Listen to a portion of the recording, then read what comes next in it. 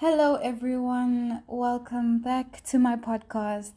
Unfortunately, today is the last episode, but good things must come to an end. I hope it's been very educational and enjoyable, and this episode will just include my final thoughts on what's been discussed.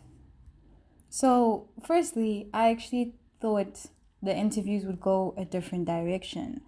One thing I found very interesting is that all of the information that Amanda and Jean mentioned was more positive. Because when you think of power imbalances, or personally, I just thought of it would be negative. It would be how one body of power rules over the other, corruption, politics, society, just how it's all bad. But they actually spoke about how it could be used in a productive and collaborative way.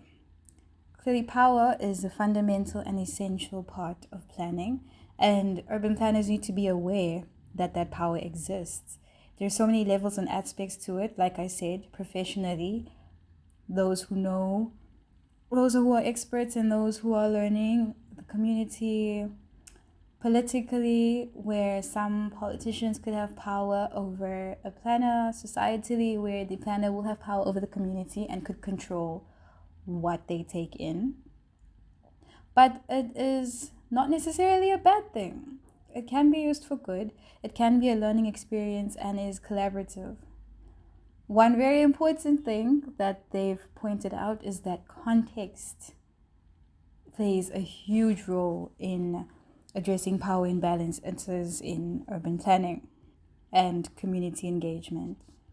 This is actually great that it was mentioned because it is one of our very important planning toolboxes that we've been learning about in the course Advanced Planning Thought. And yeah, Amanda and Jean basically emphasize how important it is, how it plays a role in how we engage with the community, because it's constantly changing, it's constantly shifting. It's determined by the time it's happening, the people you're talking to, the place you're in. Everything needs to be considered. And it goes beyond awareness. Planners need to be aware, but they also need to analyze it all the time throughout different projects because it changes so consistently.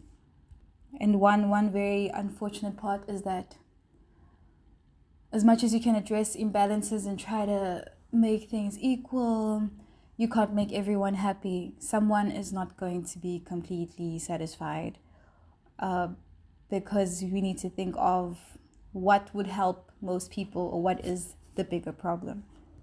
And a reason why I asked the last question of if the women feel like they might have less power in the environment is because I myself am a woman and I've interviewed women. But it was good to hear that it's actually not really a problem, because we do need to be mindful of the fact that the reading by Flyberg was done in the late 1990s. That was older times, and we are in more modern times. So it is very fortunate that sexism has reduced in the workplace. I'm sure it still exists and it is still there, but it all depends on the person and their experiences and the environment they end up in, whether it plays a role or a negative power imbalance.